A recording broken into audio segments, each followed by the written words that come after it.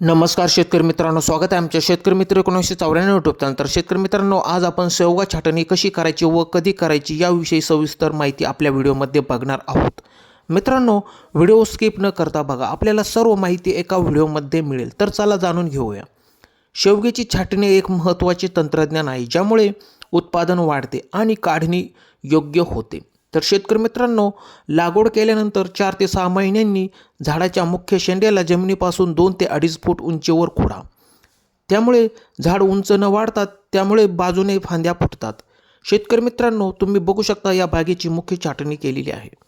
तर शेंगांची पूर्णपणे काढणी झाल्यानंतर ही छाटणी करावी.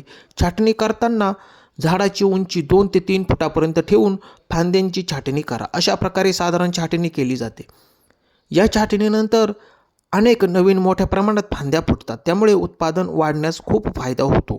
तर शेतकरी मित्रांनो, दरवर्षी वर्षातून एकदा छाटणी करा. 1 किंवा 2 बहार घेतलेल्या झाडांसाठी या काळात पंचा छाटणी करावी, ज्यामुळे शेंगा लवकर लागतात. जर झाडाचे वय 4 वर्षापेक्षा जास्त असेल तर खरड छाटणी करावी. तर शेतकरी मित्रांनो, छाटणी करताना झाडाची साल निघणार नाही याची काळजी घ्यावी. छाटणीनंतर खोडावर बोर्डो पेस्ट आणि मोरचूत प्लस चुना याचे मिश्रण लावावे.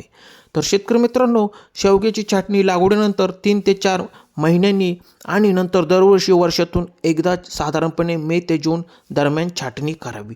तर शेतकरी मित्रांनो, तुम्ही बघू शकता ही बाग खूप छान प्रकारे सेट झालेली आहे.